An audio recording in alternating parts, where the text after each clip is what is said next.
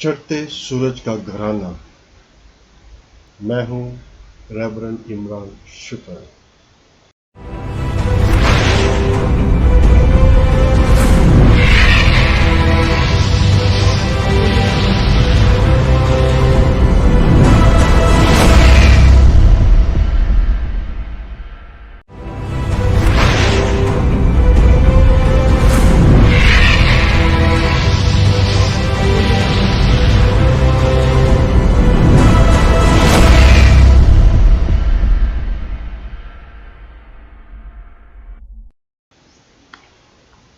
چڑھتے سورج کا گھرانہ۔ میں ہوں ریورنڈ عمران شکر۔ سلطنت کی وجوہات، عملی زندگی سے جواب۔ جب لوگ ہمیں چیلنج کرتے ہیں تو سوال کرتے ہیں، یا ہماری امید کی ایک وجہ جو ہمارے اندر ہے اس کا مطالبہ کرتے ہیں۔ ہمیں جواب دینے کے لیے زیادہ وقت ضائع کرنے کی ضرورت نہیں ہے۔ اس کا یہ مطلب نہیں کہ ایک دانشور یا بدقسمتی کا جواب ہمیشہ ہمارے ہونٹوں پر بلبلے لگائے گا۔ کبھی کبھار ہمارا جواب یہ ہونا چاہیے، مجھے علم نہیں، یا مجھے نہیں پتا۔ اپنی حلیمی اور بے خبری کو تسلیم کرنے میں کوئی شرم نہیں ہے۔ حقیقت میں ہم اپنے ایمان کے لیے غلط دلائل پیش کرتے ہیں۔ اگر ہم اپنے منہ کو حقائق کے برعکس غلط استعمال کے لیے کھولتے ہیں، اس سے ہمارا رویہ معاملات کو غلط رنگ اور شکل دے سکتا ہے۔ اس سے بہتر ہے کہ ہمیں مقدس پطرس کی بات کو ہمیشہ یاد رکھنا چاہیے۔ اور جو کوئی تم سے اس امید کی دلیل پوچھے جو تم میں ہے، تو اسے جواب دینے کے لیے ہمیشہ تیار رہو۔ پہلا پطرس اس کا 3 باب اس کی 15ویں آیات۔ ہمیں مضبوط ایمان اور عقیدے کی اشد ضرورت کو محسوس کرنا چاہیے۔ ہمیں بہترین اپولوجیٹک کے دلائل کی عام لائنوں کا مطالعہ کرنے کی ضرورت ہے۔ اپولوجیٹک کی طرف سے دلائل ہمارے لیے کافی نہیں ہیں۔ ہمارا ایمان ایک قلعہ کی طرح ہے۔ اس کی طاقت صرف دیواروں کی موٹائی پر منحصر نہیں ہے،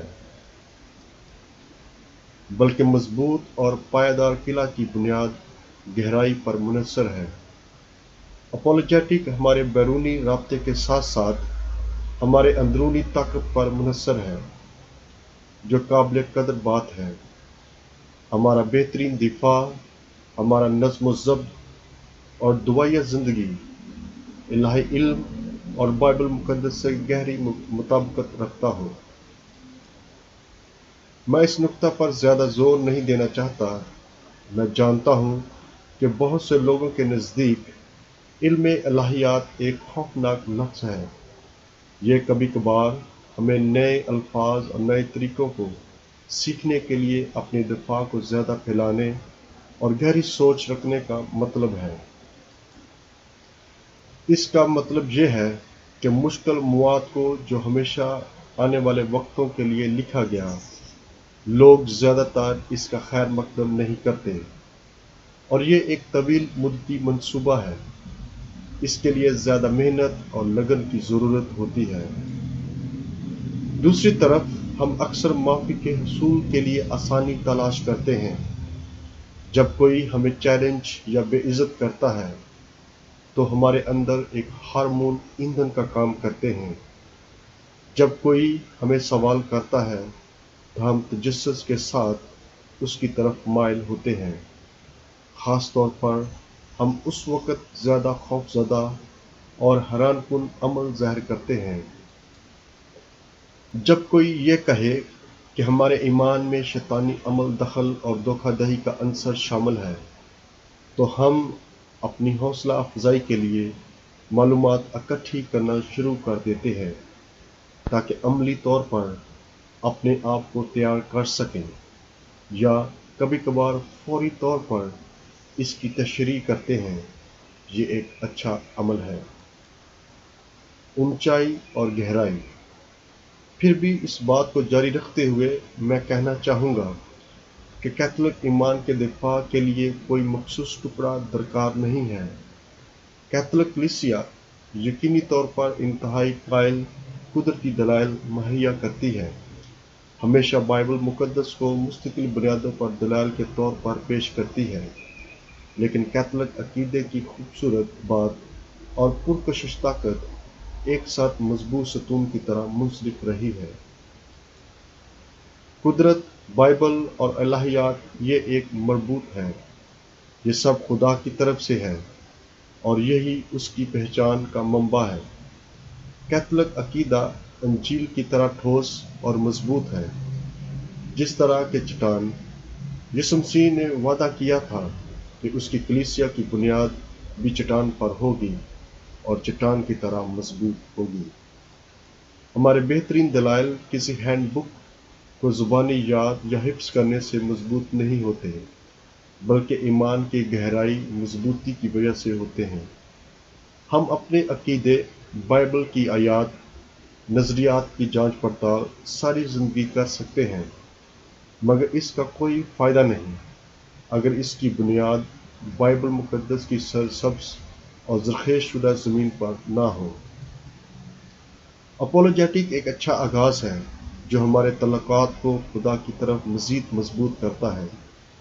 اپولوجیٹک ایک اچھا اختتام بھی ہے جو ہماری دعائیہ زندگی اور مطالعہ میں مدد فراہم کرتا ہے، مگر اپولوجیٹک کبھی بھی ہمارے ایمان کی اونچائی اور گہرائی کو پیمانے کی کسوٹی پر نہیں جان سکتا کہ ہمارا ایمان خدا اور کلیسیا پر کتنا مضبوط ہے۔ یہ ایک بہترین معیار ہے کہ ہم تمام اپولوجیٹک اور مصنفین کے کاموں میں سب کچھ تلاش کرتے ہیں۔ یہ سب اچھی بنیادوں پر علم الہیات میں ہماری مدد کرتے ہیں تاکہ دوبارہ علم الہیات کی چوکھٹ پر ہمیں مائل کر سکیں۔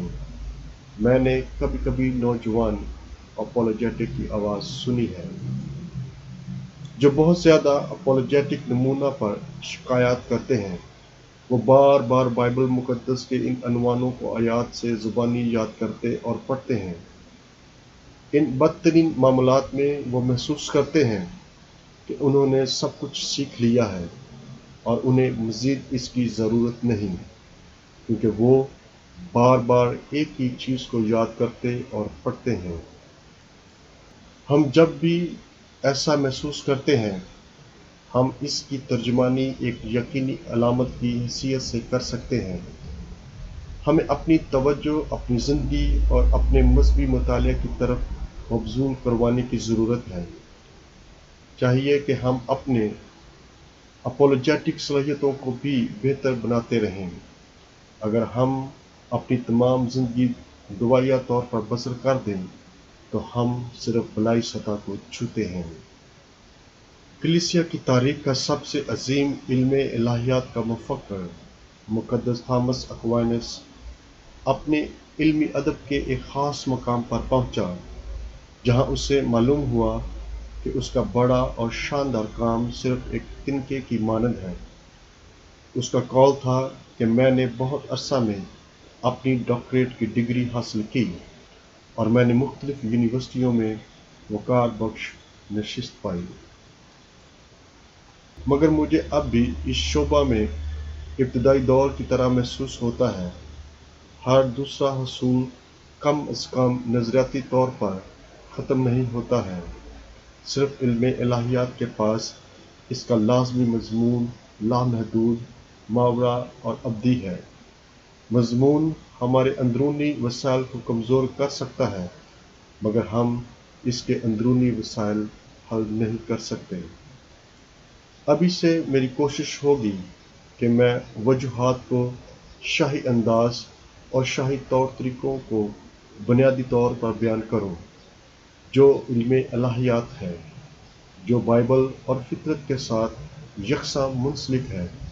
ہم کچھ دلائل پر دوبارہ نظر ثانی بھی کریں گے، لیکن ہم دونوں کو ابتداء کی بلندیوں یعنی آسمانی نظریے سے دیکھیں گے۔ ہمارا نقطہ عروج بائبل مقدس کی علم الہیات پر ہوگا۔ بائبل مقدس کی علم الہیات کچھ اہم طریقہ کار سے مختلف ہے، جس کو ہم منظم الہیات یا سسٹمیٹک تھیالوجی کا نام دیتے ہیں، لیکن ہمارے لیے اہم فرق کچھ اور ہے۔ اگرچہ منظم الہیات کے پیچھے ترتیب دینے والا اصول عقائد کی منطقی پیش رفت ہے، لیکن بائبل اور الہیات کو ترتیب دینے والا اصول الہی معیشت ہے۔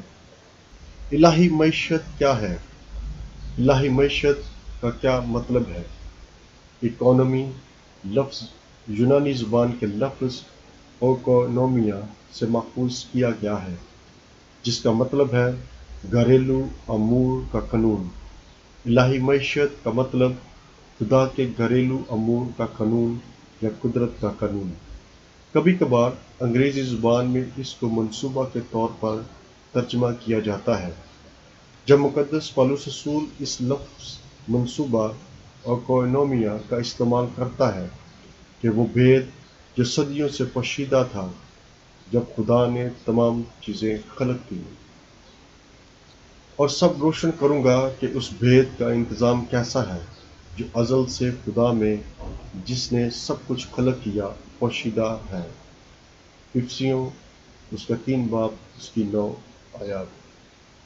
Catechism of the Catholic church paragraph number 236 الہی معیشت کو یوں بیان کرتی ہے: تمام کاموں کے ذریعے خدا نے خود کو ظاہر کیا اور اپنی زندگی سے رسائی پیدا کی، کیونکہ خدا فطرت کی کتاب کا خود پرنسپل مصنف اور بائبل کا مصنف ہے، اور یہی ہماری فطرت اور بائبل پر مبنی سوچ ہے۔ Catechism of the Catholic church paragraph number 117 and 304۔ کیونکہ خدا بائبل کا پرنسپل مصنف ہے اور ہم بائبل کے مکمل کینن کو ایک کتاب کی صورت میں پڑھتے ہیں، ایک مخصوص داستان اتحاد کے طور پر، ہم خروج، مزامیر، نشید النشید کو دعا میں ایک ساتھ پڑھتے ہیں تاکہ وہ یوحنا کی انجیل کو منور کرے۔ ہم ایک داستان کا موضوع تلاش کرتے ہیں جو تکوین کے پہلے صفحات سے شروع ہوتا اور مکاشفہ کے آخری صفحات پر ختم ہوتا ہے، اور پھر یہ ہماری زندگی میں جاری اور ساری رہتا ہے، کیونکہ وہ خدا جو بائبل کا مصنف ہے وہ اس دنیا اور تاریخ کا مصنف بھی ہے۔ وہ مقصد جو ہم پوری بائبل مقدس میں دیکھتے ہیں، اس کائنات میں دیکھتے ہیں، ہم اس تمام وجوہات کو بائبل کی داستان میں تلاش کرتے ہیں، جس کو خود یسوع مسیح ڈرامائی پہلو کے طور پر استعمال کرتا ہے۔ ہمارا بنیادی مقصد نجات کی تاریخ میں بادشاہت کی کہانی کو تلاش کرنا ہے۔ سلطنت کی آمد اور اس کے بعد اپنی زمینی زندگی کے دوران یسوع مسیح نے اس موضوع کو انجیل کا بنیادی محور بنایا اور اعلان کیا کہ خدا کی بادشاہی نزدیک آ گئی ہے۔ وقت پورا ہوا اور خدا کی بادشاہی نزدیک آ گئی ہے، توبہ کرو اور انجیل پر ایمان لاؤ۔ مقدس مرکز کی انجیل اس کا پہلا باب اس کی 15ویں آیات۔ تو البتہ خدا کی بادشاہی تمہارے پاس آ پہنچی ہے۔ مقدس متی کی انجیل اس کا 12 باب اس کی 28ویں آیات مقدسہ۔ ابتدائی مسیحیوں کے نزدیک بادشاہت اسی وقت موجود تھی جب یسوع مسیح خود اس دنیا میں آیا تھا، اور یہی حقیقت ہے۔ اسی نے ہمیں تاریکی کے اختیار سے چھڑایا ہے اور اپنی محبت کے بیٹے کی بادشاہی میں داخل کیا ہے۔ مقدس پولس رسول کا خط کلوسیوں کے نام اس کا پہلا باب اس کی 13ویں آیات مقدسہ۔ تاکہ تم خدا کے لائق چال چلو جو تمہیں اپنی بادشاہی اور جلال میں بلاتا ہے۔ مقدس پولس رسول کا پہلا خط تسالونیکیوں کے نام اس کا 2 باب اس کی 12ویں آیات مقدسہ۔ اور اپنے خدا اور باپ کے لیے ہمیں بادشاہی اور کاہن بنا دیا، اسی کو جلال اور قدرت ابدالآباد تک حاصل ہے، آمین۔ مکاشفہ کی کتاب اس کا پہلا باب اس کی 6ویں آیات مقدسہ۔ میں یوحنا تمہارا بھائی جو یسوع مسیح کے دکھ اور بادشاہی اور صبر میں تمہارا شریک ہوں۔ مکاشفہ کی کتاب اس کا پہلا باب اس کی 9ویں آیات مقدسہ۔ اور انہیں ہمارے خدا کے واسطے بادشاہی اور کاہن بنا دیا، اور وہ زمین پر بادشاہی کریں گے۔ مکاشفہ کی کتاب اس کا 5واں باب اس کی 10ویں آیت مقدسہ۔ یسوع نے بادشاہت کا اعلان کیا، لیکن یہ طویل عرصے سے تیار کی گئی تھی، اور اس کا انتظار طویل عرصے سے کیا جا رہا تھا۔ ایمان کی روشنی میں ہم دیکھتے ہیں کہ خدا نے کس طرح بادشاہت کو قائم کیا، پھر یہ تباہ و برباد ہو گئی، پھر آہستہ آہستہ اس کو بحال کیا، اور یہ پھر تباہ ہو گئی، اس وقت تک یہ مکمل طور پر بحال نہ ہوئی۔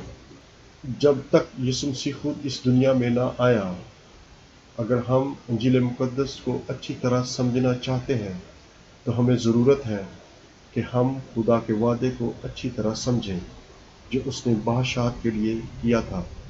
اس نے عہد عتیق میں انبیاء اور بادشاہوں کے ذریعے اس کو قائم و دائم رکھنے کی کوشش کی، اور مسیح خداوند نے اس کو پورا کیا۔